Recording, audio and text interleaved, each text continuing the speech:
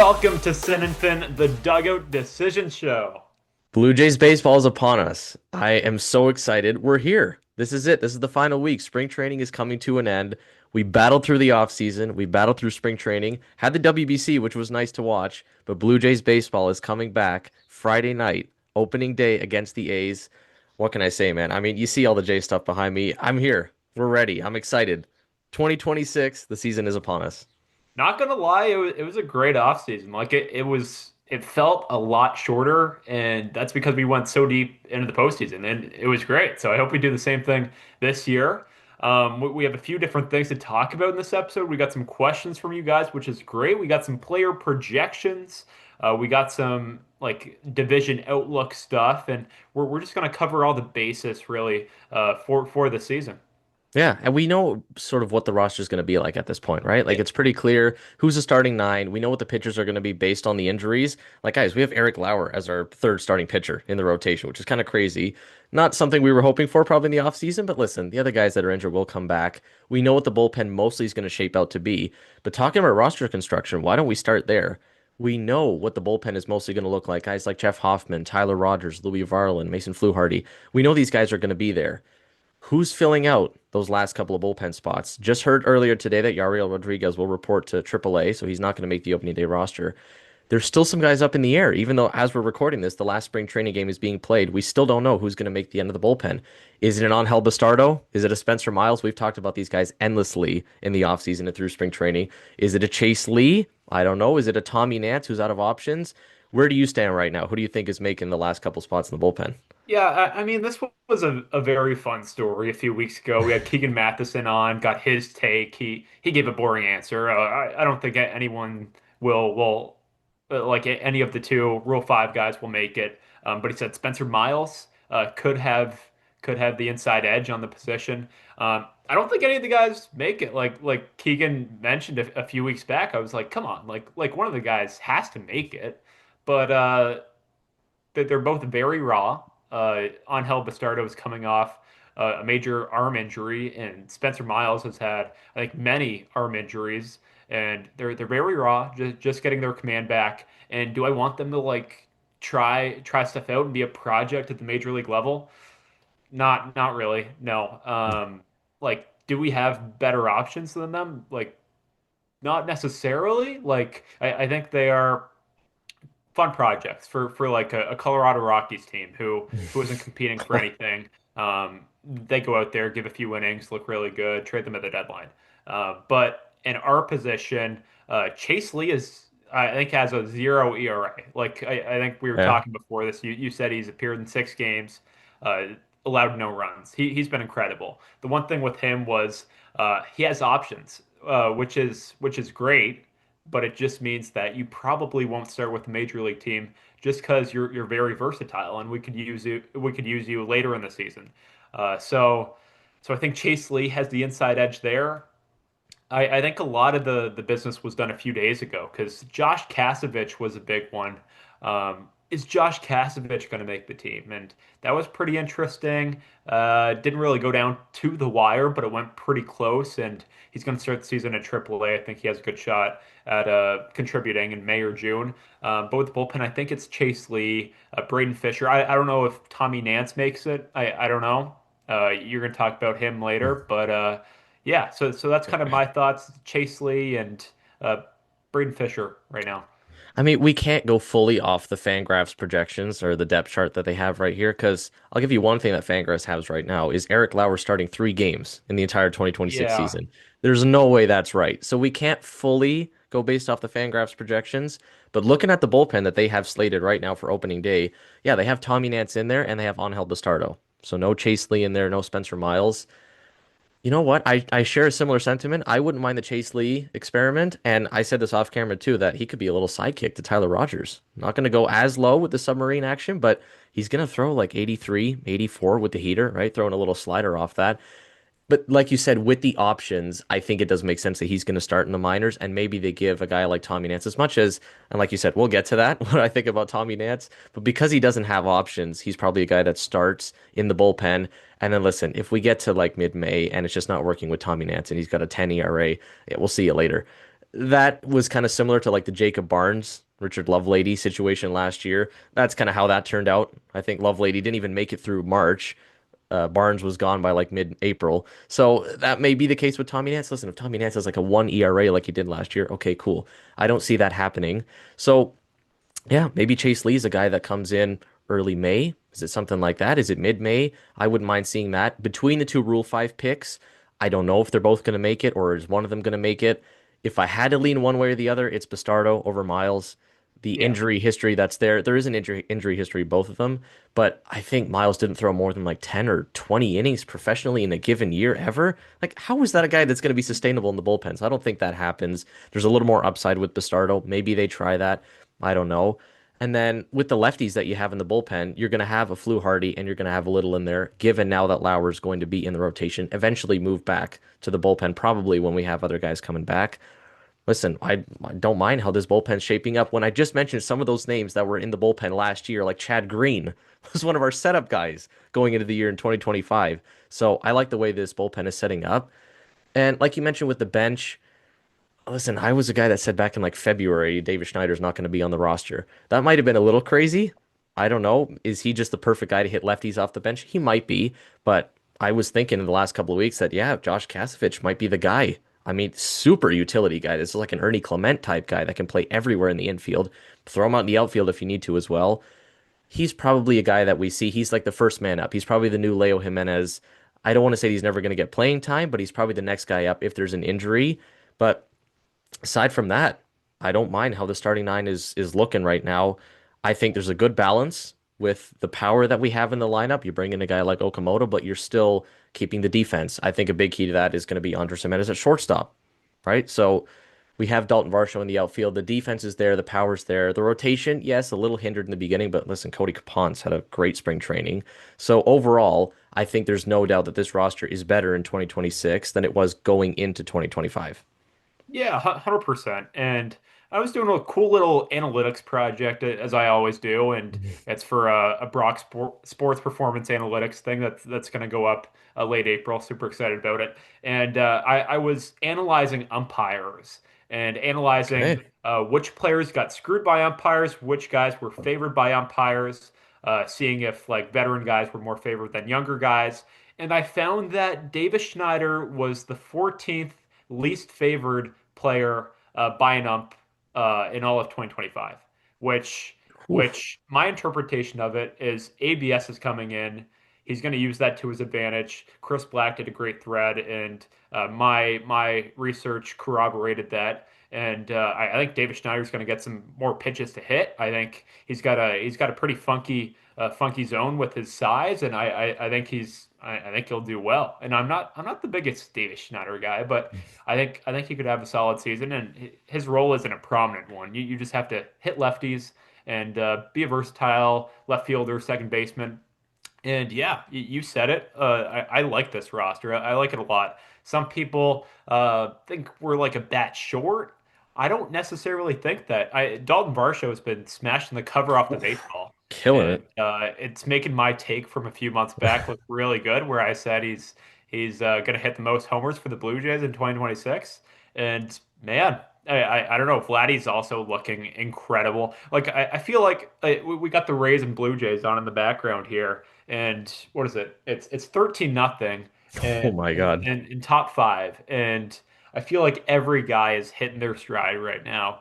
Okamoto is starting to get along and hit the ball really well. Jesus Sanchez hit a two-run home run. Alejandro Kirk hit two balls extremely hard. Homer and a double. Barger's looking really good. Vladdy's hit a homer. George the past few games has been like looking really good after a bit of a slow start, and people questioning whether George can really do it again. So yeah, I really like this offense, and man, the pitching is miles better than last year. Like it's incredible, and I'm super. I have the privilege of going to watch Dylan Cease's debut for my birthday with my parents, and um, golly, like I'm excited. Like this guy's gonna be a fun watch. I don't care if he goes like 4 innings, strike out 11. It'll just make me Yep. happy. Yep. So You got Kevin Gausman, Eric Lauer, Cody Ponce, Max Scherzer, and those are all guys on the team right now. So many other guys on the IL. We're talking about Jimmy Garcia in the bullpen. Santander probably won't make an impact, but rotation wise, Trey Savage um, could be could be in the Rookie of the Year conversation. Hope his shoulder gets better. Hope all that gets better as well. And then Shane Bieber, of course, if he can get healthy and it's not a lingering issue like it was with Max Scherzer and his thumb, um, that would be huge. So I am excited to watch this Blue Jays team. I'm not skeptical. A lot of people. Eric Lauer starting third game of the year. What are we doing? That's a testament to our depth. If that happened to us last year, where two of our starters in the rotation just got hurt out of nowhere, like man, it would be ugly. So yeah, so super pumped for this year, and I think we're in a good place. Yeah. And did we not learn from last spring training that we don't take any stock into George Springer's spring training stats? Not at Like, all. I'm pretty sure the guy hit under 100, honestly, a Yeah, 100 batting average in spring training. And look at what he did in 2025. So that's why we're not taking any stock into the spring training stats. And I don't want to use that as a negative for Dalton Varsho to say he's going to have a bad year. I think he's just going to ride the momentum, especially for his own sake. He's heading into a walk here, right? So he needs this to be a good year for his own sake. Let's go through though. Let's go through the lineup. Let's go through some of our let's starters do and the it. bullpen Let's do guys. it. Let's get some projections going for the guys. I'm just going to throw these at you rapid fire. We got some Fangraphs WAR projections for the starting lineup. And I don't have the numbers for last year, but I know they're projecting a lot of regression in the lineup, which I don't see being the case. Come So on. let's go. Let's go right from the top of the lineup. George Springer, 2.4 projected F4. What do you think about that for That's a 2026? tough one off the bat. They're That's a tough one. projecting a 791 OPS. We're gonna go higher. We're gonna go higher. Okay. The 37-year-old can do it. I'm optimistic, man. I kind of grilled the old man a few months ago, saying, uh, "This guy's clearly not getting the most homers this year. Like this is not repeatable at all." No, let's do it. 2.1. Is that what you said? The 2.4. 2.4. Yeah. Let's do it. Let's do it. That's nothing. Yeah, Rookie numbers. absolutely. Easily. Because I think last year, at least like a 4.5 is what he had. Now, granted, he's not really going to play the field. So I get why they're saying that it's probably going to regress because he's a DH full time. Yes, but the bat is still there. Come on. And you know what? It's not going to be a 970 OPS. I'll take it if it's 850, 840, honestly, at a leadoff spot. I mean, the guy's going to be 37 this year. And We that's also have to, great. That is fantastic yeah, production from a 37-year-old. Like that's incredible. exactly. Yeah, so absolutely take the over on 2.4 WAR. They got Dalton Varsho in the two hole, and that's another topic we can get to. I don't think Dalton Varsho needs to be in the two hole, but regardless of that, they have a 2.7 Fangraphs WAR for Dalton Varsho 2026. Oh, we're smashing it. We are smashing that. That is Have to. rookie numbers. I think they're going off last year. Got hurt a little bit. I think Dalton Varsho is going to have a healthy season. I don't think his defensive production was as good last year because he didn't have his legs under him with the hamstring injury. Uh, I think that could change. I think 2.7 is not much at all when you talk about Dalton Varsho. He could get that up just off his defensive Yeah, ward there. So and then he's shown insane production and bat to ball skills. I think it's like strikeout percentages like 5% or something crazy like that in spring training. So I'm smashing the 2.7 WAR, man. absolutely. You have to. Like you said, with the defensive WAR, I think the one year he did win a gold glove, which, first of all, how has he only won one gold glove since joining the Jays? That's another crazy thing. But in the one year he did, which I think was 2024, I'm pretty sure, yeah, he got three WAR just from his defense. And if he's going to play at least, can we get 100 games out of Dalton Varsho at least? I'm saying 100 games because he only played like 70 last year. I would love 150, 155. Even if he plays 100, easily smash the over on 2.7 WAR. So absolutely. They got the OPS as well at 736. I think you got to take the over on that. And listen, like we said, Yeah. is he going to hit 30 home runs? There's a good chance of that as well. Who's our three-hole hitter? Always been, always will be. They got Vladdy at 4.8 WAR. And listen, I know how last year went in the regular season. It wasn't great, but I think off the run in the playoffs, like we said in the WBC, I'm taking the over on 4.8 WAR. I mean, what am I supposed to say? No, like the guy is Yeah, looking incredible right now. This come is the best on. I've seen him play going into a season. And I talked about this a few weeks ago. Like he hasn't really started off a season with his ace wing and like be incredible out of the gate. Like it usually takes him a few weeks. Um, like I don't want to say yes on every guy. Like it's a little Blue Jays bias, but Yep. 4.8 kind of high.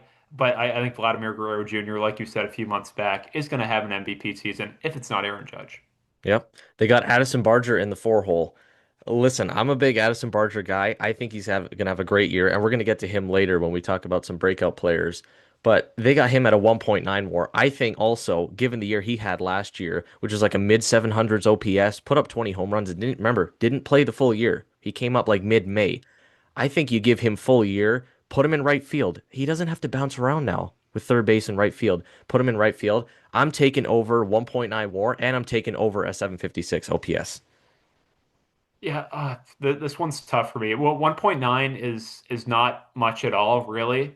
It's just health for me. Before last year, Dalton Varsho rarely had not Dalton Varsho, Addison Barger ra rarely had a healthy year. Like it was like 2 or 3 years straight where we were like, can Addison Barger do something with this Blue Jays team? And he would just get hurt or not produce in AAA. I know this guy's incredible, guys. I know he's really good. It's just the health for me. I think his defense is going to be really good out in right field. I think he's going to get a bunch of outfield assists. Like I think that's going Oh to be yeah. incredible. I'm going to go under here, 1.9, just because of the health. I don't think the production's going to lack, but it's the health.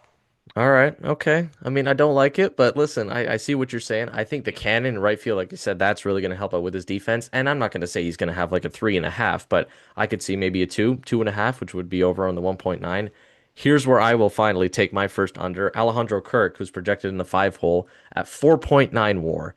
And listen, I know he had a great year last year, finally had some semblance of that 2022 season, and I know the defense is great. I don't know that he quite reaches that point. They got him a projected higher WAR than Vladdy, and I just don't see that happening. A 77, 772 OPS, I can see that. I think this is the first one I'm going under on 4.9 WAR for Kirk.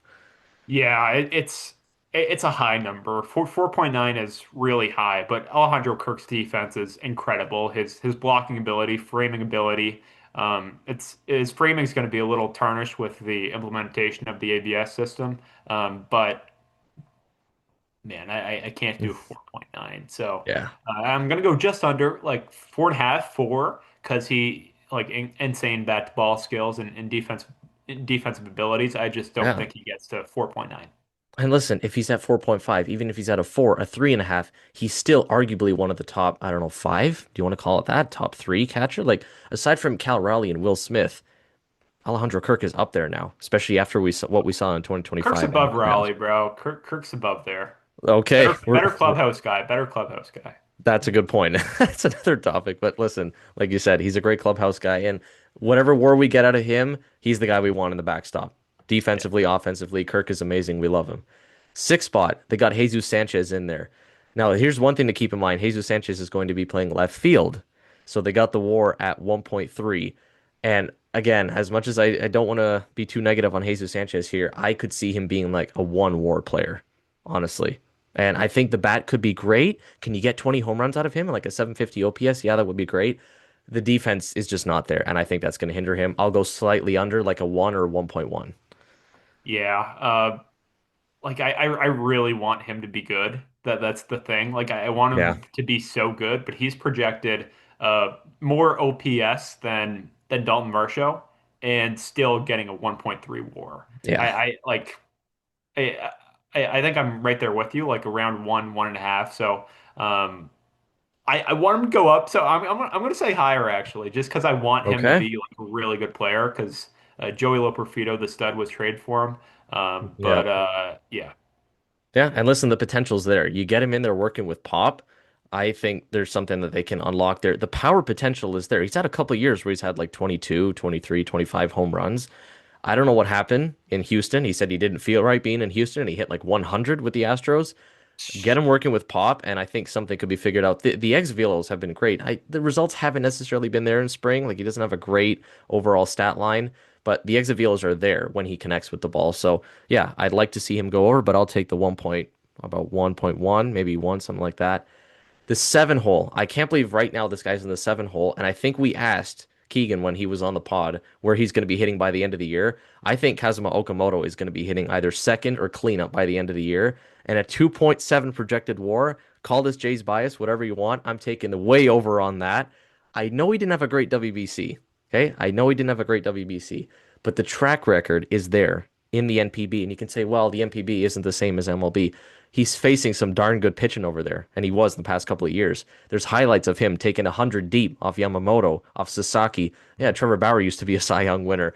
There's some good pitching in Japan. And we've seen what Okamoto has done damage wise. I don't know if he went deep today in the game against the Rays, but I'm sure he was involved in that 13-0 party. And we saw earlier in spring, remember he took, who was it, Clay Holmes deep? Outside curveball. Only like five hitters have hit that pitch for a home run in the last like 10 years or something like that.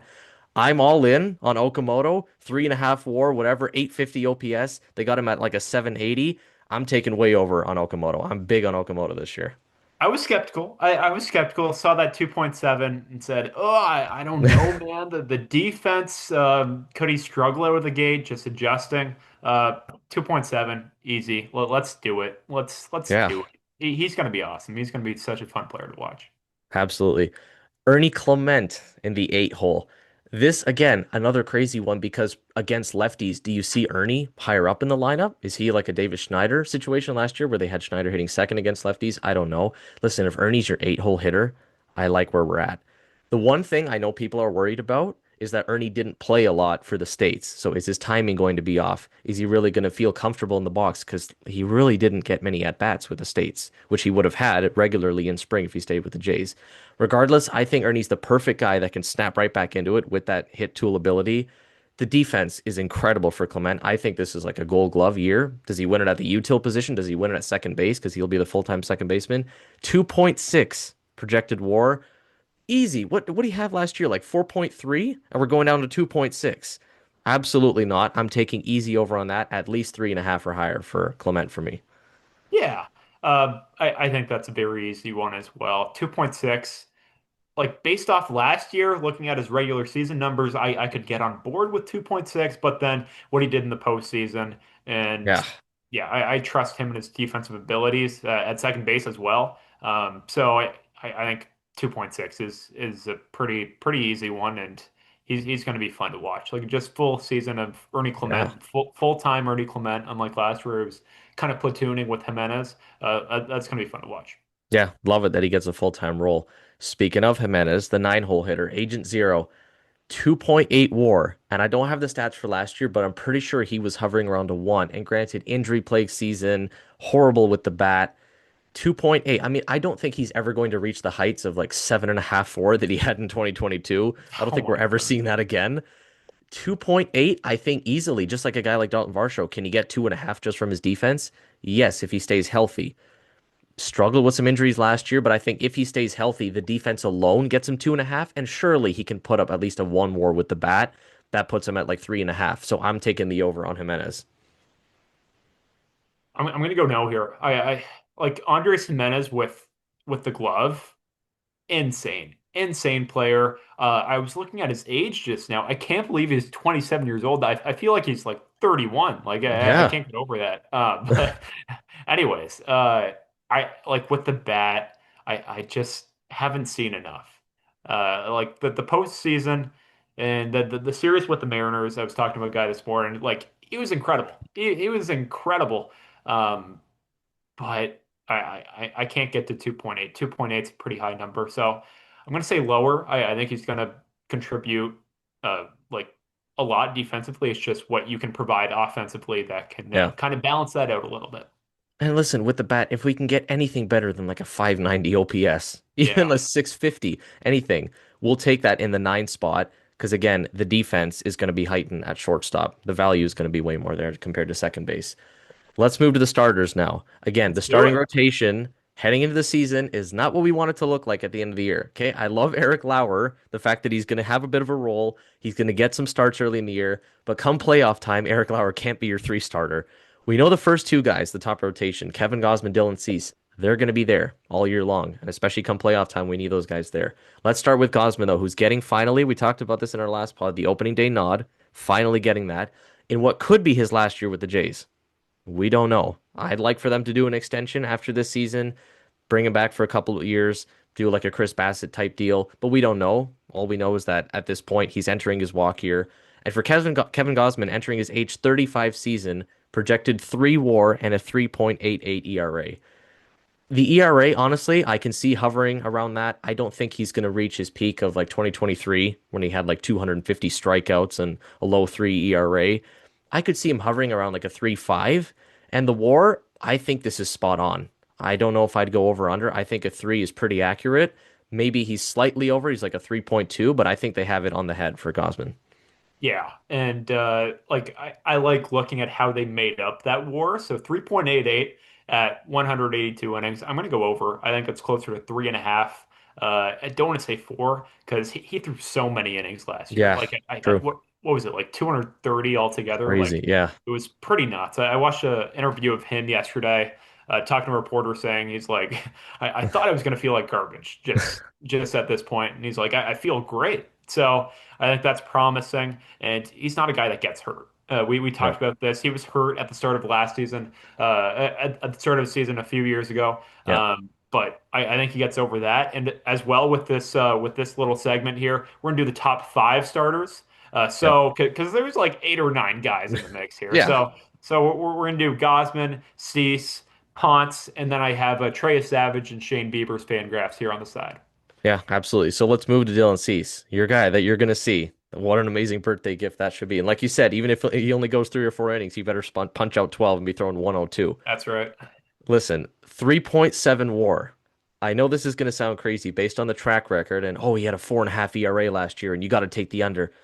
Wait, exactly. Way over on that. Are you kidding me? Get him in there working with the pitching coaches. Get him working there with Pete. I think this guy's going to be incredible. He's working on the changeup this spring. The mix that this guy has, he's tried something too, where he's not looking at the target the I entire heard about time going to the plate. that. Yeah, exactly. Where he's like looking at the ground or something like that, and that's somehow improving him. I don't know. Again, the pitch that they had back in November when Cease decided early on, yeah, Toronto's where I need to be. They're going to figure something out. A 3.57 ERA as well. That one, I'll admit, there's some home run problems there and there's some command problems. Is he going to walk a couple of guys and then he gives up a cookie and there's 3 runs on the board? That might happen a couple of times, yes. But if he's going to punch out 12 guys, I like where the war is going to be at for the season. So 3.57, I might take the slight, and this might sound crazy, I might take the slight over on that. I could see it being like a 3.6, a 3.7, but I think the war could be high just because of the strikeouts, and I could see the war at least being 4. 3.7, I could see that at least being 4. Yeah, I'm right there with you. And for me, it's not the ERA, it's the innings pitched. They had Fangraphs has him at 173 innings Mm. pitched, which I think is extremely like low compared to what Yeah. he's done in years past. I think it was what like 5 years of 200 plus innings, and Yeah. then this random year you project him to throw 173. I think that's easily over. And with the ERA, I think it can be anywhere from 3.25 to 4, which even with the innings pitch, which I project to be closer to 200, I think that's easily, as you said, closer to 4, 4.5, 4. And yeah, like you said, the changeup stuff, and that was a big story. Like you could see Dylan Cease first day at spring training throwing like a changeup to Graham Johnson, I think, Yep. the bullpen coach. And I haven't seen Dylan Cease throw the changeup like that. That was a huge story. It's been a lot of curveballs to lefties and not as many changeups as I anticipated. So don't think that's as much of a story as it initially was. But I think he's easily over 3.7. And I can go to Trey Savage here that I have open. Yeah. Bunch of different projection systems Fangraphs has here. We're going to go with Steamer. And Steamer has Trey Savage at a 1.9 WAR. Oof. I mean It's a easily. tough number. Yeah, I gotta take the. I know there's some injury stuff going on, whatever. I honestly think it's just that, listen, he threw the most innings of his career last year. They want to manage the workload. And listen, you don't need him. Like, quite frankly, we're gonna get to it. The teams that are playing early in the season, you don't need Trey right away. You can ease him into it. And if he comes back late April or early May and he's throwing 2 innings, that's fine. Get him ready for August, September, October. I'm going to take the over 1.9 as long as he is back. If this is a serious injury thing and he's still not back come early June, yeah, you're taking the under. I think this is a rookie of the year candidate. I know we talked about that off camera. Easy, I'm taking over 1.9. And where do they have the ERA for him? Do they have that? Let me check that here. They have this ERA at 3.73. I think I'm taking the under on that too. I mean, again, there could be some home run problems. He hangs a splitter here and there, but I could see him. I'll take a 3.5. That's fine. I don't got to go crazy and say give me a 2.2. I could see a 3.5 for Trey. I'm going complete opposite here. I don't think Trey Savage gets Oh, gets over 1.9 WAR. Bringing some realism to the pod here. yep. So Trey Savage is hurt with a shoulder impingement. I don't think when he comes back, he's going to throw 6 innings out of nowhere. I think Yeah, they're going no. to slowly build him back up, Yeah. like they anticipated doing at the start of the season. So I don't know when he could be throwing 5 innings. Like, could that be June? Could that be Yeah. July? And Yeah. because that's so late, a 1.9 WAR, like I don't think that's obtainable. With the ERA as well, I think he's closer to 4. I think he'll have some growing pains, and he was incredible last year. He'll probably be our ace for the next 10 years. But I'm going to go under 1.9. And then with Shane Bieber, they have him at 2, higher than Trey Savage. Two. I mean, again, it's the injury thing. Like, where is he at this point? Is he throwing off a mound? How hard is he throwing off a mound? How far is he throwing when he's doing long toss? I don't know. Based on what I'm hearing, I don't know if he's going to be ready at end of April. Is he going to be ready come early May? Again, he's another guy that we don't necessarily need. We don't need to rush this guy back. And for his own sake, he's trying to have a healthy year because he's going into a walk year as well. So, two WAR. I could see that. I could see an over on that. Again, he's not a big strikeout guy. He can provide some longevity. He's a guy that can come in and throw 6 or 7 innings. I think I might take the slight under on that just because, again, the injury stuff. Is he going to be available the whole year? The strikeout numbers just aren't really there. So I'd go around like a 1.5, 1.7 probably for Shane Bieber just because he's not going to be with the team for the full season. Yeah, and they have him projected at a 3.74 ERA with 123 innings pitched. That sounds like a lot for me, and I'm right there Yeah. with you. I don't think he gets 2. Um, say 1.5. That's a lot of innings. So Yeah. yeah, that's what we got for the rotation here. Yeah. I mean, we can take a quick look at Cody Ponce, That's actually, right. who's That's right. Yeah. yeah, listen, he's projected to be the 4 star by now. By the end of the season, is he even in the rotation? Does he surprise us and he's the 3? Is he the 5 by the end of the season? I don't know.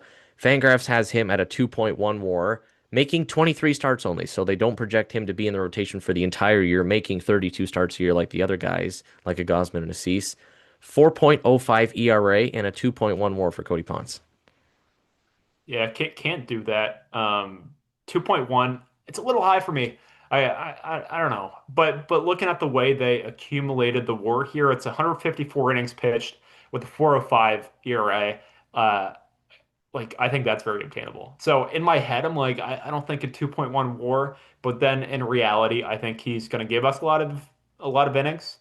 I think he could Yeah, have an IL stint in the middle of the season just because of how much he pitched last year and some fatigue I could see for sure later half of the season where I could see like a Clay Holmes kind of thing where he pitches really well for the first half and then because he's thrown a lot of innings or isn't used to being a starter at the major league level, kind of has a rougher second half with fatigue. So you know what? I'm going above 2.1 WAR because I think he can give us more than 154 innings pitched and right around that ERA of 4.05. His stuff looks really good right now. I don't want it to look really good right now. Like I kind of want it to be good and then it look really good later on. But he looked really solid. So I'm going to go higher than 2.1 WAR. yeah, he's one of the guys that came out in spring training and like first game was throwing 96, Yeah, 97. I thought, wow, this looks amazing. But like you said, I don't want this to be a guy that blows out his arm come August. yeah, So yeah. regardless, if he can sustain it, listen, like a point 0.6 ERA he had in spring and he threw the most spring innings of anyone, like 13 or 14. He looked phenomenal in spring training. Can he continue that? I think he can. If he makes 20, 25 starts, if he gets up to 30, I'll take it. I think a 2.1 more, you have to take the over and whatever role he fills into. Like we said, if he surprises us and he's the 3 starter, cool. If he's a 5 starter by the end of the year, cool. And you know what? If he has to be a bullpen piece because we have so many starters, then that's just a luxury we have. Speaking of the bullpen, though, let's go to the bullpen now. We're going to look at 2 righties in the bullpen and 2 lefties. First guy we have to talk about, obviously, the guy that ended our season last year, giving up that home Okay, run to come Miguel on, come Rojas. on. Listen. Once we get to opening day, I'm not going to bring that up anymore. But until we get to opening day, we're still living in 2025. So we'll get past that. Jeff Hoffman projected at a 1 WAR, but not so much focusing on the WAR because again, relievers are volatile. Give up a home run here, your ERA spikes by a run in a single game. They got him projected a 3.39 WAR or ERA rather, and making 26 saves, converting 26 saves. And I think last year he was at like 33, 34, something like that, and blew about seven saves. The 26 saves thing, I think we might run into a situation where we could get to May or June. And if Jeff Hoffman has one of those months where he has like a 10 ERA in a month, he's not going to have the closer role anymore. Hand it off to someone else, a Louis Varland or something. I'm going to take the under on 26 saves, and I'm going to take the over on the ERA too, ever so slightly. I like Jeff Hoffman this year. Alternative to everyone's opinions of him like sucking last year and just having terrible months. Jeff Hoffman's got really good stuff. If the Blue Jays can manage his workload, manage his innings at the start of the season, and not put him in a bunch Yeah, of like two inning, like come on, we need yeah, you right now, and then you have to pitch in extra innings as well. Like that was a lot of high leverage at the start of last year, and it was his first time as a closer. So yeah, I think easily above one. I think above 26 saves as well. With the ERA, it's hard with pitchers and yeah. relievers especially. But I think the big one with Ward here is one, and I think he easily gets over that. Yeah, and you know what? Again, the Hoffman thing you mentioned, it was the early use in the season. I think he threw about 70 innings last year, maybe the regular season plus the playoff Yeah. work. There was a lot of workload there. They have him at 63 innings pitched, and if he's at that, then probably yeah, he can be throwing 97 by the end of the year. But we got to August last year and he was throwing 92. There was a bit of a change, obviously, in the playoffs when they had a bit of time to rest because they were in the division series. And yeah, he was back up to 96, 97, and a great playoffs. I mean, he had a one ERA. Forget about that one blemish, the home run. He had like a one ERA. I Yeah. just think we might be in that situation. Granted, the bullpen is better. The bullpen is better. We have more options so that early in the year we don't have to go to Hoffman all the time. I just think that's the nature of baseball. And he's going to be used at times in April when we might not need him in hindsight, and that might inflate the ERA a little bit. Let's go to the next guy, though. The next righty is in Louis Varland.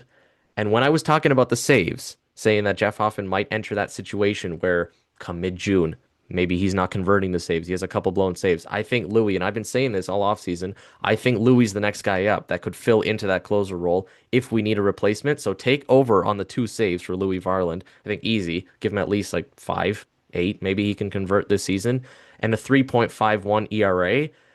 Again, a bit of a home run problem there, sometimes a bit of a command problem, but his fastball has looked great better this season than it did last year. It's not just a dead meat fastball and a changeup that he's just throwing down the middle to Cal Raleigh in the ALCS. So I think he has a great year. I'm going to take under on the ERA and over on the saves. Yeah, I'm right there with you. I think Louis has looked incredible this spring training. You talked about his fastball. I think his induced vertical break on his fastball is up to 17, 18, which is Yeah. close to elite, and that's great movement on a fastball. You're right. It kind of looked like a straight fastball, not much movement to it at all. But the Blue Jays are fantastic with seam orientation and Yeah. grip on a ball. So. They've probably messed with Louis, and Graham Johnson's excellent at that. So, yeah, well, let's go higher than point 0.7. I think easily, maybe higher than 67 innings pitched. Um, Yeah. That's the maybe other thing. maybe maybe they preserve him for the regular season. I don't think so. I think he's a workhorse, a workhorse out of the bullpen, Yeah. and I'm gonna go same with you. Like higher WAR and lower ERA as well at 3.51 there. I like it. Okay, last two, our two lefties here. This one's a hard one for me. Brendan Little, You man. got it.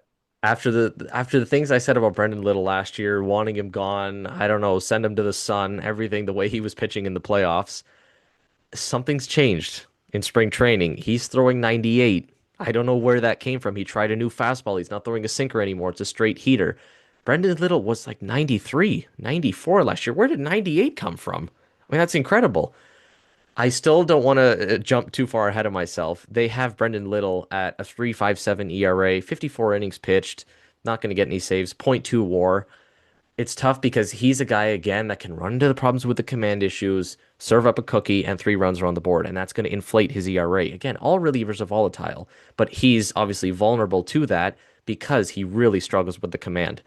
I've been saying this all offseason. If he can command that curveball and he's not spiking it 45 feet in the ground, I think this guy's incredible because he had one of the highest whiff rates in the league. I mean, the strikeout numbers are incredible for this guy. 54 innings, I like too, because it was the same case like with Hoffman. They overused Brendan Little early in the year. And yeah, he finished the year with a 3 ERA. That looked amazing. By the All-Star break, his ERA was like 1.5. This guy was electric. And then, of course, it inflated to like 5 or 6 in the second half, and that's why it bumped up. Same thing. If they manage the innings with Brendan Little early in the year, easy. I'm taking lower on the ERA, higher on the innings, higher on the WAR, everything. I don't know if they're going to do that though, because the only other lefty option as of right now is Mason Fluharty. You're going to run into situations where even early in the year you're facing the Dodgers and you need Brendan Little to get Shohei Ohtani and Max Muncy and Freddie Freeman out.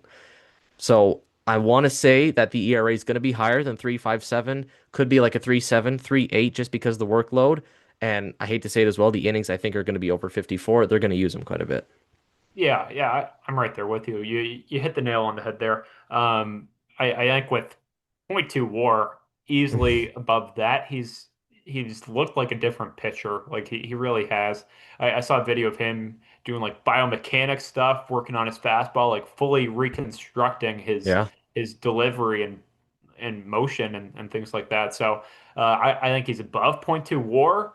357, I'm going to go higher than 357. It's a bit Yep. too low for me. He's just a lefty reliever that gets used a lot. And then, as you said as well, with the innings pitched, it's tough with really only two guys, two lefties or the bullpen.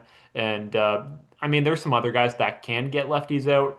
Jeff Hoffman's splitter, Louis Varland's changeup, things like that. But yeah, I think Brendan Little gets used a lot more than 54 innings pitched here. Yeah. And then our last guy, Mason Fluharty, surprisingly here, only projected to throw 42 innings in the 2026 season. Yeah. Again, and we just said this, we've just repeated this a couple of times here. They only have two lefties. I don't see how he's only going to be used for 42 innings in the season.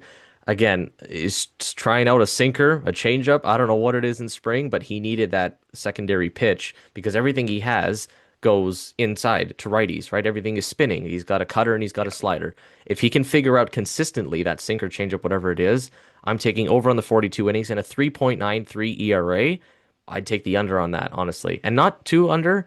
I'm not saying he's going to have a 3.1 ERA. Again, relievers are volatile. I could see Mason Fluharty having a 3.6, 3.7 ERA, and zero WAR. I mean, what are we? Zero WAR? He can't even at least get point 0.1? Easily give him half a win, at least. Maybe close to a win for 2026. Yeah, and last year he had 52 and two-thirds innings pitched. Yeah, So when you think about that, it felt like, oh, doesn't Mason make Fluharty sense. was up for like a cup of coffee, whatever. That's quite a bit. 52 for like a reliever, no Yeah, matter if you came up in the middle of the season or not. That's quite a bit. So I think he's easily going over their projection there and what 42. So yeah, uh, I'm going higher there. Zero WAR is just disrespectful. I think I think it's yeah, easily above that. What he got up to like 94 miles per hour on his yeah, fastball, like yeah, maybe even his cutter, like what? Like that's crazy. So yeah, I think he's going to be awesome. Like it would be really cool if he got a sinker or changeup, as you said, whatever that is, to just have a different shape and profile to his arsenal. yeah, And yeah, give him like point 0.1 WAR and just get over that zero threshold. Come yeah. on, come Come on. on. So, like we said, we like where the bullpen is at compared to last season. Far better bullpen. Again, some of the Oh names yeah. that were out there, the Dick Lovey, Jacob Barnes, the Chad Green, Josh Walker, I think got some innings and Ugh. whatever. Jose Urania eventually was called in, Spencer Turnbull. This is a far better pitching staff, no doubt, and the offense is still going to be able to put up runs. So, we like where the Jays are at heading into 2026. And speaking of the Jays in the AL East, let's look at some standings predictions. Again, going off Fangraphs, looking at last year again, we tied the Yankees at 94 wins. Heading into 2026, and again, these projections are always going to have teams lower than their actual outcomes. I mean, to think that they only have one team over 90 wins, that being the Dodgers at 96, that's not going to be the case. There is going to be more than one team out of 30 teams getting 90 wins. Regardless, using these projections here, they got the Yankees in first place with 87 wins, and the Jays tied with the Red Sox at 86 for second place, Orioles in fourth at 84 wins, and the Rays in last at 500. The Rays are going to Ray. They probably could go 500, but I think it's a given they're going to be in last. I personally think we're repeating as division winners. And you know what? I did look this up because I said in the last pod, have the Jays ever gotten 100 wins? Let's just do it. That would be nice. The year we're coming off of, No, we've not. We've never had Oh, 100 wins. oh, 1985, 99 wins. Never yeah. done it. Can this be the year we finally do it? Again, Vlad, I think, is going to go off. The rotation is much improved. Dalton Varsho is going to have a crazy walk here. I think this is the year we can get 100 wins. And yeah, put us above the Yankees and the Red Sox in the standings. How do you think the rest of the standings are going to play out? Yeah, I'm a fan graphs guy. Okay, I like fan graphs. I like their projections. I like all their depth chart stuff. I think they do a really good job. Aiden was a baseball reference guy. I've Yep. transitioned him over. Um, I don't know what we're doing here because they had Eric Lauer at a .2 WAR. Yeah. Like, well, what are we doing? And with what, like three starts? So Yeah. I can't trust these projections here based off the changes they haven't made to that. And so like 86 wins. Like, do we get above that in 2023? Like Yeah, we that got was a rough. 89. Yeah. Oh, they had 89. Oh my goodness! Like, come on! Like, Come on. what are we doing here? And I know a lot of it is, hey, you're in a tough division, which is very true. I think the a lot of people were saying the Boston Red Sox are a World Series caliber. And I was like, what? Like, what? I feel like they No. didn't do a whole lot. So I looked at their depth chart. What was it, a few days ago? They got a pretty darn good team, man. And Yeah. I was like, do they even have a third baseman yet? It's Caleb Durbin. They got Wilson Contreras. They've never had a first baseman like since Big Poppy, really. Yeah. Uh, so the Red Sox are friggin' good, and the New York Yankees. I just love trolling on the Yankees. Yep. They're solid. They're very solid. Garrett Cole is coming back. Anthony Volpe is hurt for now, but will come back. Carlos Rodon will come back as well. So yeah, those are three very good teams, and I didn't even talk about the Baltimore Orioles. I think the Baltimore Orioles are very good. They have the Baltimore Orioles at 84 wins. Um, could they get over that? I think so. Like their lineup, I love their lineup. I Oh, think it's their great. lineup is super fun, super cool. Ryan Helsley is their closer, which like Ugh. if you look at his stats with the Mets last year, like Oh my holy God. smokes, golly. I know he's tipping and things like that, but this is a very tough division. The Rays, I'm going to say the Rays don't repeat and do Tampa Bay Rays devil magic stuff. No. So I'm going to go right there with you. Toronto Blue Jays at the top. Boston Red Sox too, just because I hate Okay. Yankees fans. Yankees fans and Yankees three. Baltimore Orioles four. Rays five. So You know that's what I what? You know what? I made the prediction of Vlad winning the MVP, and the only way he does that, truthfully, is if Aaron Judge is injured. So that means that I'm projecting that Aaron Judge is going to be injured. And you know what? If that's the case, the Yankees are going to suck because we saw that in 2023. What happened? Aaron Judge, I mean, of course, he still had like a 1200 OPS, but you know what? He only played like 100 games. And what happened? The Yankees missed the playoffs. So, you know what? I would They were love to really see bad that. too. Like they Yeah. were awful. Oh, they were horrible. And again, they all they did this offseason was bring guys back. And yes, Garrett Cole's going to come back, but that is one guy. We're going to get to guys that we dislike on the Jays later on. In terms of players that I just dislike and will hate watch this season and always have is Garrett Cole. Ever since the cheating scandal of the spider tack and whatever, always been like that. Will always stand by that. Always hated the guy. I hope the Yankees suck. I hope they finish in last place and miss the playoffs. Golly. But that's Golly. probably again probably not going to happen. I got Jays 1, Red Sox 2, Yankees 3, Orioles 4. Like again, the Orioles lineup, yeah, sure, it's great, but what pitching do they have? They brought Seabass in there, but listen, sorry, Seabass, you were with us for a while. We're gonna crush you now when you come to the Rogers Center. So yeah, the Rays are back in the trop. That's the one thing. So if the Jays are gonna play the Rays maybe 8 times in the year, they're gonna lose probably 5 or 6 of those matchups. That's just how it goes every year. But yeah, Jays obviously won. Looking at the rest of the standings, so just like full standings in the MLB, like I said, Dodgers are at 96 wins. The only team they have at 90 wins. Really? Look, Not yeah, 96 wins? Golly. I mean, with the roster that they have, I mean, I could project them to win 120 games and break the record or whatever. But Golly. then Dodgers, listen, what did they have last year? Like 93? We had home field advantage in the World Series because we had 94. They're not going to play guys like Blake Snell's probably not going to play until September or whatever. Like, so I could see that being 96. What's more surprising to me, again, no other teams at 90 wins, and the next handful of teams before we get to the Jays, as it goes: Mets, Braves, Mariners, Yankees, Phillies, Red Sox, Tigers, and then the Jays. This is how the standings play out. I don't see how all of those teams are going to be ahead of us. But again, look at how 2025 played out. And are you saying that we regressed so much that we're going to be worse than the Tigers? We're going to be worse than the Phillies? We're going to be worse than the Braves? The Braves won like 74 games last year, and look at their rotation. They're still struggling. Spencer Strider sucks now. Chris Sale at some point is going to get injured. Spencer Schwellenbach is injured. I don't know if he's out for the year. How are the Braves projected to be the third best team in the league? I don't know. No other teams above 90 wins. I think is crazy. I think the Jays should be up there in the top three. Like, what are we doing here? The Braves are projected for 88 wins. The Mets for 88 wins. The Mets missed the playoffs last year. I don't know what we're doing here with this. Give the Jays at least 95 wins. Get us up there in the top two or three of the overall rankings. I think that's It's a crazy. joke. It's a Of joke. course it What are we is. doing here? Has Of there course been it a is. year where only one team has had 90 wins? Like I love numbers. No. I love formulas. I probably love every bit of how they came to these conclusions, whatever. Yeah. It's a joke. What do we have? Like five teams at 88 wins? Like what are we Yeah. doing here? So I Yeah. don't know. You can just look at these win totals, multiply them by 1.5 or something because I don't know what's going on here. Yeah, I don't know. It's crazy. Let's get to the J schedule though, starting out the year. Again, opening day this coming Friday, 7:07 p.m. at home against the Right. A's. The ceremony before the game, I think, is going to be crazy. Again, the year that we're Mm. coming off of 50th year of Jays baseball as well. I know we've talked about that a lot. But looking at the schedule, again, we have that series opening against the A's. And then you think, well, maybe the better team's going to come in. Yeah, it's the Colorado Rockies that are coming in next. So I Let's think easy go. out the gate. Can we go 5-6-0 or 6-0 rather? Easy. I think we should be able to do that. And then you might think, oh, well, then maybe surely there's a harder team after that. No, it's the Chicago White Sox, who, yeah, I get are Oh my improved. But goodness. we're playing them for three. Can we go 9-0 to start? I think definitely we have a chance of doing that. And then, of course, the big bad Dodgers come into town. So that's going to be a tough series. I would just love it. Can we just beat them after the way last year ended? We don't have to win this, Sweep them. sweep the series. That would be nice. At least two. You have to get me at least two in that series. One of the games Yamamoto's going to start and the Voodoo Magic's going to be there and we're going to lose that game. Get me two at least. Then after that series, we're going to the Twins for three. The Twins, I'm sorry, are not that great. I think honestly the Twins are going to be worse than the White Sox this year. Easy.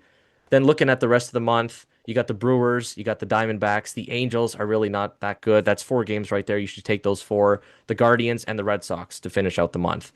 I think this is shaping up the end of March to early April to easy be a month where we can go 16 and 10, something like that. Give me a 17 and 9. We're consistently, I don't know what it is with the Jays.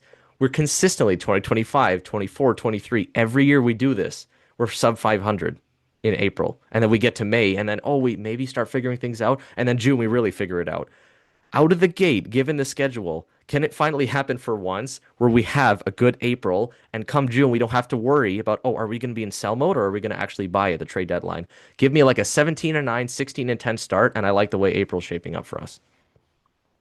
Yeah, you're very optimistic, which I like, and I think it's very exciting to have like an easy schedule to start the season because the last few years we've had like one of the hardest schedules to start the season. Like it's not been fun. You have like Ben Nicholson Smith talking about like don't panic if we're at 500 at the start of May and all that. No, well, let's just get off to a good start.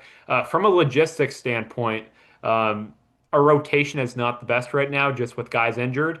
So I like that we're playing good teams because when we face better teams at the end of the year, we're gonna have our good guys.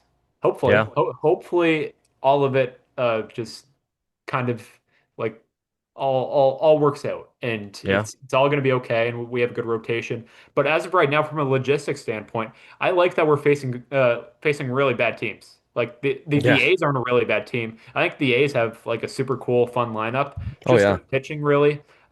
Rockies, White Sox are awful. So I like that these are pretty easy teams. I think yeah. that helps us from a standpoint as well. If there were a bunch of hard teams to start the season, that would be difficult. We're just like under 500 and we don't have a good rotation and the vibes are low, whatever. Yeah, no, I like this. I like this outlook for the start of the season here. Baseball gods and the schedule makers were finally nice to us because consistently they've given us tough starts, right? Maybe they want to be nice. It's our 50th year, the year we're coming off of, so we'll take it. And we're going to need it because I skimmed through the rest of the season a little bit to take a look at what might be our hardest month. And you know what? I came to June. And again, that always is the pivotal month because you get to end of July and that's the trade deadline. And June is really the month where you figure out what is this baseball team? Guys are going to be cold in April. Like we said a couple Golly. of years ago, Kevin Gausman's coming into Yankee Stadium in like April 5th and he's throwing 88 miles an hour. That's not the Kevin Gausman you're going to have at the end of the year. So looking at June, the way June goes, series by series, you go Braves, Orioles, Phillies, Yankees, Red Sox, Cubs, Astros, Rangers, Mets. All of those teams that I just listed are probably teams that could finish over 500. That's a gauntlet right there in June. Looking at the rest of the months, you go to July, you have the Mariners, Giants, Padres come into town, but then it lightens up a little bit. White Sox, Rays, Nationals tend off the month there. August, little easier as well. You have the Cardinals, who again, the Cardinals are just really not going to be great this year. The Royals are going to come in. Yeah, fringe playoff team. Astros, not that great. You have the Red Sox, Yankees come into town. The Rays come into town again, and the Mariners to close out the month. And then September, starting off the month with the Guardians, Royals, A's come into town again. Orioles, Tigers, Rangers, Orioles again, and then Reds to finish off the year. So I think June is going to be the toughest month personally. Get us off to that hot start in April so that come June, we don't have to worry about, oh, we're like 2 games under 500. And now we're getting into our toughest month. So I think the schedule is setting up to be really nice in our favor. And yeah, I think it would be nice to see for once, like I said, the Jays get out to a good start because it feels like every year we're hovering 22 and 23 or 20 and 25, something like that, and then we turn it on. Let's get to now some hot takes, some predictions, Let's go. Let's some do things it. we want to talk about for the year. I'm going to start off with a bit of a strange one here, a bit of a funny one. Going into last year, we were thinking, is this front office going to continue? Is this going to be the management going forward? The way 2023 and 2024 went, everyone wanted Ross Atkins and Mark Shapiro on a pitchfork. That's a little different now. The way the off seasons have gone, the way the seasons have gone. Mark Shapiro again inked an extension this past season, 5-year deal. He's sticking around. Or I was going to say Ross the boss. Mark the boss is going to be staying around. We don't know about Ross Atkins though. He's been Mark Shapiro's right-hand man for about 10 years now with this team. His contract is up after 2026, and the manager, John Schneider's contract is up after this year. Given the way last year went, I don't see how these guys are not back with the team in 2027. Where do you stand on that? I think they both have to be back next year. I'm right there with you. Like, give John Schneider what he wants. Like, Yeah. just straight up. He seems like he's really settling in with the Blue Jays clubhouse. There was a few things at the start of his tenure, him yelling at the Yankees dugout and just things like that kind of rubbed me the wrong way. Is this guy like, I don't know, kind of like an annoying guy and just kind of a jerk. But he seems like a great clubhouse guy. Like, I was just watching an interview with John Schneider on the broadcast. Vladdy's throwing seeds at him, and I just think he fits in like extremely well now with this Blue Jays team and core. With Ross Atkins, yeah, Mark Shapiro's extended, so I think Ross Atkins is right there as well. I don't care what we do this year when it comes to these extensions. Just they provided me with so much happiness last year. I can't let them go. Can't Yeah. see John Schneider in another uniform. Like I just can't. So Yeah. make it happen. Make it happen. And then John Schneider will be in the Hall of Excellence or whatever crap they're going to call it now. So, yeah, Yeah. Hey, and listen, actually, we didn't talk about this yet. Buck Martinez was officially announced that he is that's going to right. be going up. And like you said, the Hall of Excellence, now not the level of excellence. That we knew that was going to happen. I think when we made the video back in like early February saying that that's the first thing that has to happen with Buck when we heard about his retirement. Glad they did that. Again, he's been around forever, a legend. So happy to hear that they're doing that. Yes, I think absolutely Schneider and Atkins have to stick around unless we go like 70 wins or something like that and the team is horrible. But listen, guys, this isn't And a you still negative do it. pod I here. don't care. I don't care. I still Keep do them it. around. Keep them around. Next thing we're going to look at here. Again, the record plus a playoff prediction for the Jays. I said I think this is the year that for the first time in franchise history we can get 100 wins. I'm going to stick with that. Is it 101? Is it 100 flat? Whatever it is, get me to 100 wins. And that playoff prediction. What do you think I'm going to say? I mean, we're going back to the World Series. I don't know who it's going to be. Is it the Mets? Is it the Dodgers? Who's going to represent in the NL? You have to think there's going to be a chip on these guys' shoulder. How can you be that close? Game 7, you taste it. And if it's going to be the Dodgers again, because let's be real, it's probably going to be a repeat. I think it's going to be a repeat. I think this time we give them a run for their money. And of course, I'm going to say it's a Jays pal. What do you think I'm going to say? They're going to win the World Series, man. That's where I'm at with it. Yep. Let's provide some more realism here. Just Yep. ground the bias a little bit. Yep. I'm gonna go with 93 wins here. I Okay. just think we love Solid. the 90s numbers. Yeah. I'm gonna go with 93. What were we last year? Like 93, 94. 94. Yeah. Yeah, and then before that, not 2024, obviously, but 2023, 22, we were all kind of hovering around that. Yeah. 100 is a lot. 100 is like that's Yep. a lot of wins. So Yep. not going to do that, and I think a rotation is set up very, very well for the playoffs. Like that's one thing. We're talking about a Yeah. rotation now. It's opening day. I think we got some great pitchers lined up to start some games in October. Kevin Gosman, Dylan Cease, Easy, Trey Savage. If you need a fourth, Shane Bieber. Like those are just easy four off rip. And then you got Yep. Cody Ponce and whatever, Max Scherzer still. Like there's Yeah. so many different guys. So um, we win the wild card if we get Oh, it to the wild card with we're 93 doing the wild wins, card. and then ALDS win that. ALCS, I think we get kicked in the ALCS. Ooh. More heartbreak for Blue Jays fans. Oh my So God. I think that happens. Yeah, Is it going to be the Mariners again, do you think? In the Mariners CS? are very good. Let's go with the Mariners again. They got the upper hand this time. Man, that's tough. I mean, if you were going to say the Yankees, I would say no, ain't no way we're doing that. But No, yeah, I mean, I hate to say it. Yeah, the Mariners are good. The Mariners are good. I think easily when you look at the American League, we're the top two teams. How it plays out, we'll see. Listen, you mentioned the Max Scherzer thing. I can't believe we didn't even talk about him. Guy's throwing like 96 and he's 42. yeah, that's So yeah, nuts. we're loaded. We're loaded on pitching. Again, Max started Game 7 of the World Series. If we need a start in Game 5 of the CS or Game 2 of the World Series, whatever, we still have a guy in Scherzer. Yeah, Let's go to the next one here. Best hitter. Who do we think is the best hitter by the end of the year? I mean, if it's not Vladdy, something has gone wrong. Crazy to think. Last year, it was Springer, regular season. yeah. Absolutely no doubt it was Springer. There is one answer, one option. It has to be Vlad by the end of the year. Have to have an over 900 OPS from him. Yeah, and we were questioning putting this question in, who's the best hitter? Like really?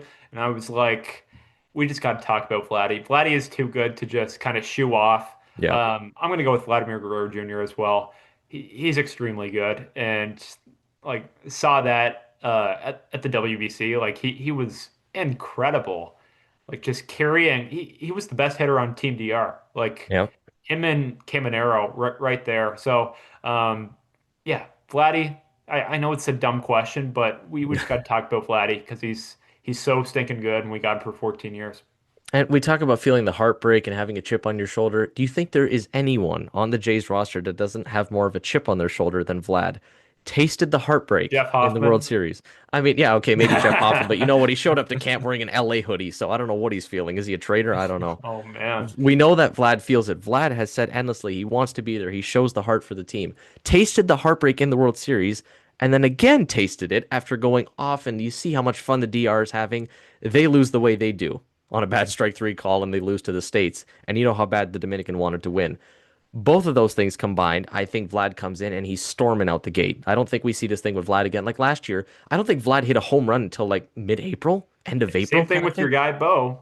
Yeah, okay, and then Bo had a great year. Listen, I don't even know how I feel right now about Bo now that you bring that up. Am I hate watching? I don't know. He went to the Mets, which I don't know if you can tell. I got a Jacob deGrom poster behind me. That's my second favorite team. So I'd like him to do good. I don't see how that's going to work out at third base, but I'm glad we got Okamoto because I'd be much more pissed about not bringing Bo back if we didn't get Okamoto. But again, talking about the chip on the shoulder, Vlad's tearing up after the World Series. He's pissed after losing with the DR. Can we just get out like first couple of weekends? We're playing again the A's and the Rockies and White Sox. What pitching do these teams have? Can we have Vlad with like 4 home runs after the first 3 series? That would be so nice, like a 400 batting average or something. He needs to be the best hitter. Let's go to the next one here. Best starting pitcher by the end of the year. This one I don't think is as much of a toss up as the Vlad one is. I think it's pretty clear that there's a couple options here. Probably Kevin Gosman, Dylan Cease, unless there's someone else you're thinking of that I don't know. Is it going to be Eric Lauer by the end of the year? Personally, I think it's going to be Dylan Cease. Again, given the velo, given just the pure stuff that he has, Kevin Gosman's amazing, and I know he's in his last year and he's done a lot for this city. I just think by the end, the ceiling is higher for Dylan Cease. I think he's the best starting pitcher by the end of the year.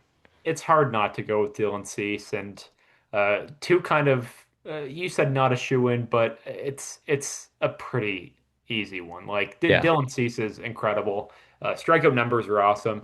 If you can throw me some more innings and not like I said he threw a bunch of innings before, but there were a lot of like sporadic starts where he'll give you four.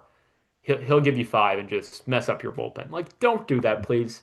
I want you to be the ace, and you have an opportunity to be the ace. Yeah, So I think he will take it. I think he'll have a great season. I think he's going yeah, to be extremely fun to watch. I love strikeouts. Haven't really had like Kevin Gausman's super fun. His splitter is amazing, and fastball is one of the best pitches, just movement wise, and not really velo wise. We haven't really had a power throwing yeah. starter like this until Nate Pearson. And Yep. yeah, so stay healthy, have a good season for us, and I think you'll be our best starter.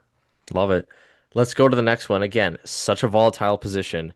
Best reliever by the end of the year. This is a tough one. You could go a lot of ways. You could say, yeah, Jeff Hoffman's going to be great. You could say Tyler Rogers. He's going to come in consistently, going to have a 2.5 ERA. Brendan Little's going to figure something out.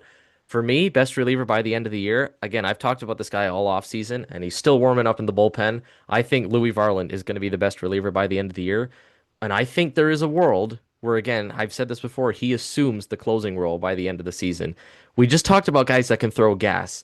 I know Jeff Hoffman can get up to 97, 98, but he can't really do it consistently.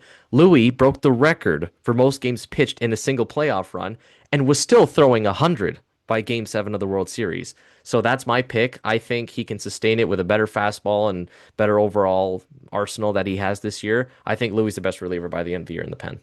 Yeah, we got a bunch of good relievers. It's Jimmy Garcia, Jeff Hoffman, Tyler Rogers. I'm throwing a wild card here, okay? I'm throwing a wild card. Braden Fisher. Oh, I love Braden I Fisher. like it. I think his arm slot. I think the movement on his fastball, curveball, like super fun to watch.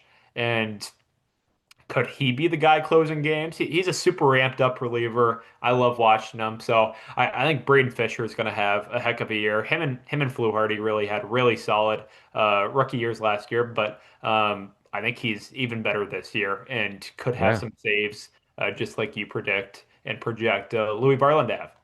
And if I'm not mistaken, Braden Fisher finished top 10 of the Rookie of the Year voting. Like you said, great rookie Really? season. Yeah. So absolutely. I think he could. I remember that game. What was it against the Rays? Like mid-September, got a big 2-out save. We won that game like 2-1. He was pumped up. Braden Oh, Fisher's going to be great this year. I just think, listen, there's a reason we went after Louis Varland at the trade deadline last year, and the pieces we gave up, I think he's going to be great.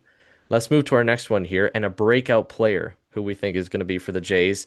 There's one guy, aside from Louis Varland, I've been talking about all offseason. Your pick is Dalton Varsho for leading the team in home runs. My pick for leading the team in home runs is Addison Barger. I think this is a guy that can take off. Again, I've talked about this. Put him in right field for the full year. He doesn't have to worry about bouncing around between the two positions. Use that cannon in right field. And for people that don't remember, the playoff run that he had, I just pulled up his stats right here. 17 games played in the playoffs, 367 batting average, over 1,000 OPS. Again, 3 home runs hit, 9 RBIs. And for the season, put up 21 home runs in 135 games. Again, didn't play the full season. Give this guy a full year. Again, another full year working with David Popkins. He's there from opening day. I said this before. He's never experienced an opening day. Well, he's sure going to do that this year. I think this is a guy that can pop off for 30 home runs, make an all-star team, having over 800, maybe he gets an 850 OPS. This guy can be hitting towards the top of the lineup by the end of the year. That's my breakout player. I think that's a light pick. Come on, he broke out last year. He broke out last year. Another He'll level. probably start the year hitting cleanup. Like, come on. Yeah, Um, he's going to be great for us. I think Addison Barger is going to absolutely. be awesome for us. His cannon is extremely fun to watch. Like, golly. I remember the Apple TV game. I think it was Jays Cubs last year. He was just gunning guys. I think it was two Yeah, outfield assists in that game. I was like, oh my goodness. So Addison Barger, good one. Super fun to watch player. Throw another wild card here just to just kind of get jiggy and fun with it. Jesus Sanchez. He okay. launched a two-run bomb off the scoreboard today, and he's got huge power potential. You said he didn't produce a whole lot in spring training. I think it was about 250 average, like 7 or 8 RBIs. That's decent. And I think he's going to get a lot of plate appearances against righties because the guy cannot hit lefties at all. He's not going to be an everyday player against like lefties like Addison Barger probably will. So Brazier Sanchez, I think he could be our breakout player. I think he could have 20 home runs, which is a breakout for me. Yeah. If you give us 20 home runs, which I think Barger gave us 22 last year, um, yeah. Yeah, I would love that. So Yeah. for me, it's Jesus Sanchez. I just think he's going to be so much fun to watch. Seems like a super smiley, like good Oh colors yeah, guy too. So absolutely. yeah. Most guys hate the media, and the first day he came to the Jays camp after being traded for Joey, he was all smiles and sunshine. Everything was great. So he's a great guy for the clubhouse as well. If I had to give one on the pitching side, though, because I know Barger might be a bit of a layup, but again, I'm using the argument that he's going to take even another step. 750 OPS was a breakout, then okay, I'm going to say he has a 900 this year, something crazy. Golly. Pitching wise, though, I would go Cody Ponce if I have to pick something else than Barger because that was a layup. I'd say Cody Ponce. Again, projecting him for like 23 starts, I think he can go over that. He's been a durable guy in Korea and Japan when he's played over there. I think this is a guy that could surprise us. Again, zero point 0.6 ERA in spring. We don't take a lot of stock into spring stats, but that's pretty good. Looking at a trade deadline pickup for the Jays, let's say we get to July and we're in win now mode and we're buying at the deadline. It's tough to obviously predict at this point who they're going to go after. I think it's just a given. Every year you have a winning team, you get to the deadline, you need a bullpen arm. And I think we're going to get to that point where we won't need to go after a Louis Varland and a Seranthony Dominguez like we did last year. I think it'll be a lefty that we have to go after. Again, we have Brendan Little and Mason Fluharty in the bullpen, but is it going to be like one of these Danny Coulombe, Caleb Thielbar types? I don't know. I just think we get to the deadline and we need a lefty added to the bullpen. Yeah, I'll go right there with you. Maybe not with the lefties, but a reliever. I think Jordan Hicks was a great acquisition. He was Yeah, just super fun to watch. Like, sure, he gave up some games just because he was throwing middle fastballs every time. But he was fun to watch, and I want a guy like him. Like, if we can acquire, say, like a Sir Anthony Dominguez, Jordan Hicks type, who, yeah, is their command the best? No, like not at all. Can they throw gas? Yeah. So like one of those guys, I think would be a good addition. Again, Jimmy Garcia will probably be on this team, but you can never have enough relievers. So I yeah, think that could be one. Again, we're not throwing out like certain names here because you don't know who's going to have a good season, bad season, yeah, who's available, who's not, just really positions wise. yeah, Um, I could see another position player. Like people have said that we're a bat short, and if we prove that we are a bat short, like I could see us getting. Uh, I don't know what that means. Like, is if Davis Schneider can't do anything, we just get a guy who can hit righties because like Miles Straw and Davis Schneider off the bench aren't the best righties. So maybe a righty bat off the bench, but like a Rob Ref Snyder or yeah, like a sure. guy like that, like a guy who can just smash against lefties. Yeah, absolutely. I think there's a good chance of that. They have a history of doing that, but I think it's just a given that every winning team always goes after a bullpen arm because you're going to have a Oh guy yeah. that doesn't perform in the bullpen. And that's where we get to our last hot take here, which is a player that we're going to dislike and potentially hate watch in 2026. There's always a guy on the team that comes through, and we just don't want the guy on the team. Yeah, I didn't want Jacob Barnes on the Jays last year and Dick Lovelady on the Jays. I'm going bullpen again, because it's such a volatile position. For me, it's Tommy Nance. I'm just done with the Tommy Nance experience. I want to open up the spots for some of these guys, like you mentioned, like get a Chase Lee in there, given the way he's been pitching in spring. Tommy Nance is out of options. So if you're going to throw him in there in the opening day roster and he sucks by mid-April, well, he's gone and you're not getting him back. It just doesn't do it for me. They finally put him in some high leverage after he performed to like a point 0.5 ERA in low leverage last year and immediately blew a save against the Reds in early September. So this guy only performs in low leverage. We don't need another one of these types, like a classic Chad Green type pitcher. I'm done with the Tommy Nance thing. Yeah, you know what? He looks great. Lost a lot of weight this offseason. He's looking great in spring Good training and for trimmed him. the Good beard. for Yeah, him. good for him. And you know what? If he goes to another team and performs, good for him. But I don't want him on the Jays personally. I want to open up those bullpen spots for other guys, and that's where I would go. Another guy, if he were to come up, he's going to start the year at AAA. It's Yariel Rodriguez for me. I can't say the Brendan Little thing because Brendan Little's throwing 98 now, and he might prove me wrong. But I think I'm done with Yariel Rodriguez. We DFA'd this guy in December for a reason. I'm done with that. Tommy Nance and Yariel are the two for me. I mean, Team Canada was whooping Uriel's butt Oh in my the God, WBC, it's man. horrible. Like, golly. So, um, good picks there. Good picks. I'm going to go with a guy who did really well for us, who backed up Alejandro Kirk at a close to elite level for a backup, and hit even a little bit. I think he hit near 350 against lefties. Yeah, Just excellent player last year, and that's Tyler Heineman. I don't think Tyler Heineman can repeat what he did last year. He did. everything the Blue Jays needed. And he's a 35-year-old player who's kind of jumped around from organization to organization. And I don't think he's a full-time backup catcher. I don't. All the Twitter nerds have been saying, "Oh, Brandon Valenzuela! Oh my goodness, the XFL." Um, I think Brandon Valenzuela could come up like during the season because Tyler Heineman flashed points of last year where like defensive miscues, just wouldn't think about something and yeah. So if you can't hit, which I'm projecting him to do, just I Yeah. don't think what he did last year is repeatable Yeah, no. and Fangraphs has him at a 83 WRC plus, 17% below league average. Um, yeah, I don't think he can hit this year. And Yeah. if he can't field, I don't know what you provide us with. Brandon Valenzuela, I heard he's like an elite fielder, great club, and can mash a little bit, like got some X velo. Yeah. Sorry, Brandon Valenzuela, I thought you were a 40-man move last year. Like I thought I Yeah. didn't think you'd be a piece at all. So it's kind of fun that we can have like a little cool catcher piece because we haven't had that Yeah. really ever.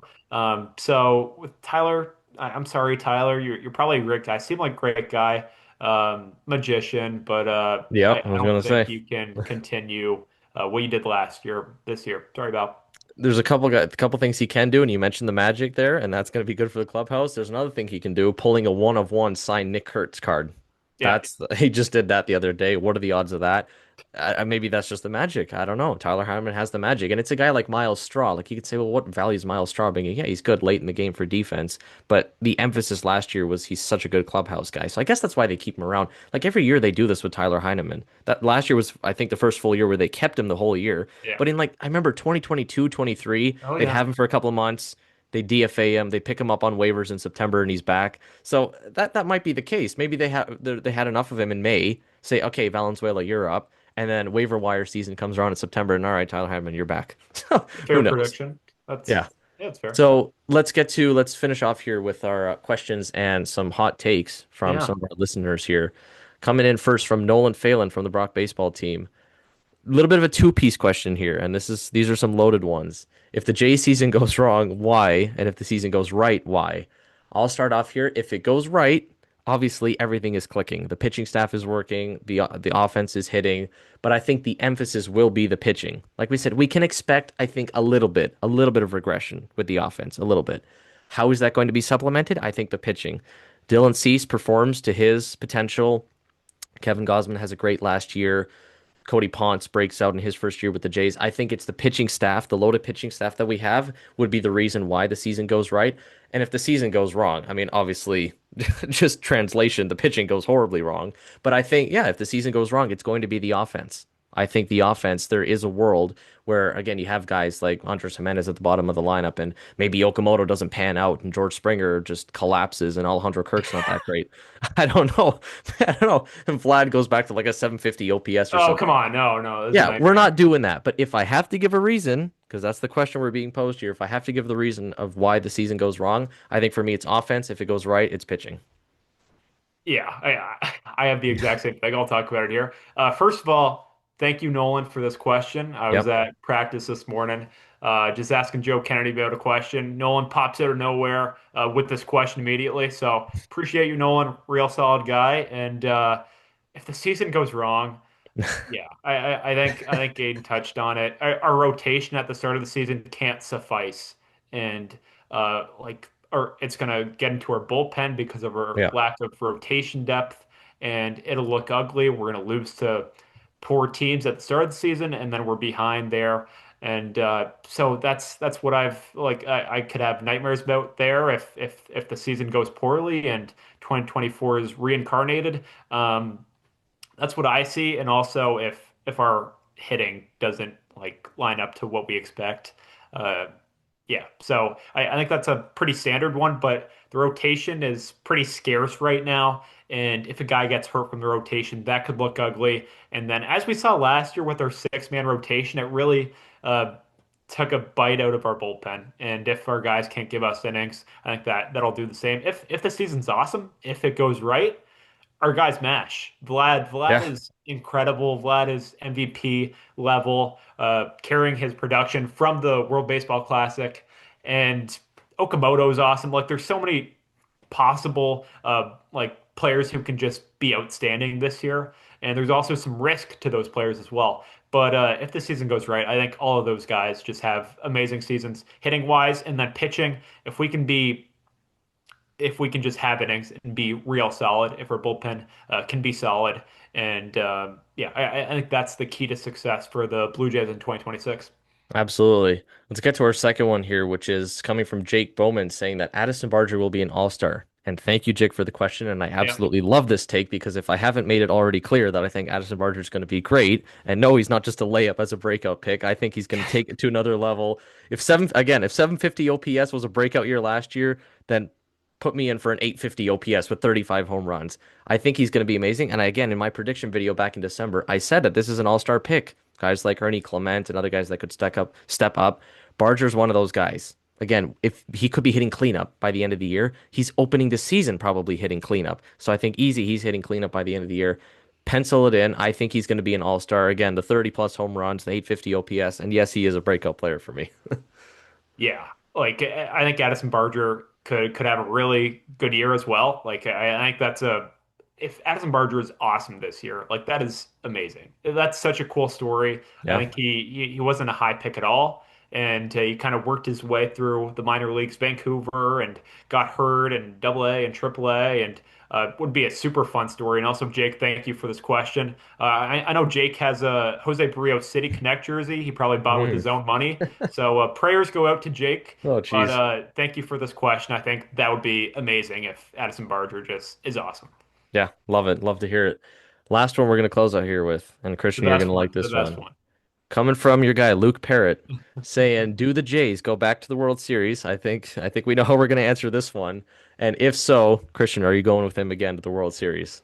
The answer is no. My bank account took an extreme hit last year. Uh-oh. Like I already have this predetermined. I'm trying to go to less Blue Jays games just Yeah. because I got a little trigger happy. I went to as many Jays games as I could last year just because I was like I live so close to Toronto. I can literally go to whatever Jays game I want. Yep. So Luke, I'm sorry, man. You're going alone to the World Series by yourself. So that sucks. Do the Jays go back to the World Series? We kind of touched on this. You think so? I don't. I just it's so hard to go to the World Series. I think we're getting a little Yeah. greedy here. I think we make it to the ALCS and get booted by literally anyone but the Yankees, please. Yeah. Or the Red Sox. Red Sox would kind of be annoying too. Yeah. Uh, so so yeah. So sorry, Luke. Yeah, thanks again to Luke for the question. And of course, I'm going to say that the Jays are going to back to the World Series. And yes, I did feel it. Obviously, I went to game seven. Christian went to game one. We both bit the bullet. We know what it's like to go to these games, and it's not fun. And I think if they go again next year, the prices might even be double what they were Oh last year no, because no. this is the second time around. Think of just the prices for opening day. I remember last year, I Yeah. don't even remember who the Jays were playing. They're playing the Orioles opening day.